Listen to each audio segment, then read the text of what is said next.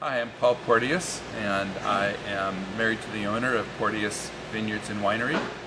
I'm Mike Wallace, and I'm the winemaker and janitor at Heinzerling Vineyards Winery, Heinzerling Winery these days. And how many years have you guys been making wine? Half as many as he has, but I'm 33 years since we bought our property, and 32 since we planted, 30 since we made our first wines. I used to be able to do the math, but we planted our vineyard in '72 and started making wines in '76, so it's that like 38 years, I guess, making wine. Wow. I bought 2 cases of the '78 Cabernet, one from Heinzerling Vineyard and one from Mercer Ranch Vineyard. They were excellent. And what year I'll is buy it? them back from you. I drank them all. Oh, sorry about that. I asked you once if you wanted them back, and you said no, I still have plenty. Serious. Maybe that was Jerry. That's probably right. Okay.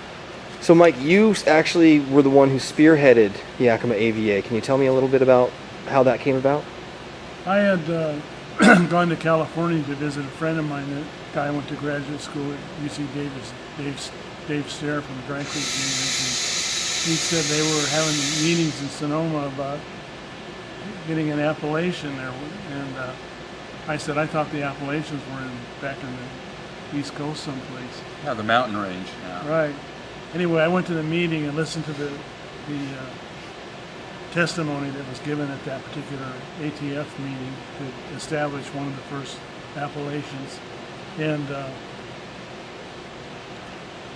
said this is something we need to do eventually.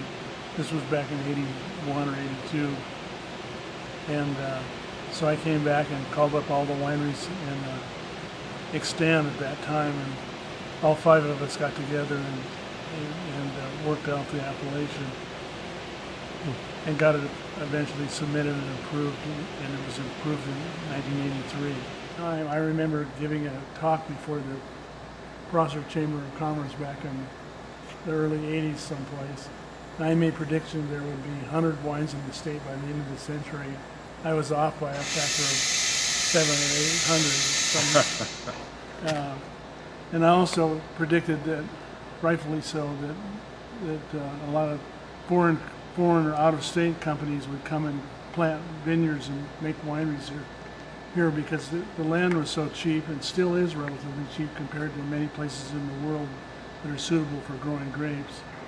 As far as predicting what will happen, I think we'll see a consolidation like it's already been happening, where the big eat up the smaller ones, but we'll always have small wineries here. I agree. They'll have a tough time, but Yeah.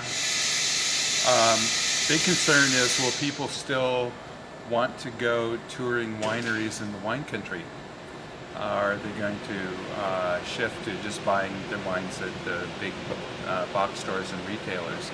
The industry really needs to have a strong wine tourism to survive. And if that continues into the future, there is a good opportunity for our successors.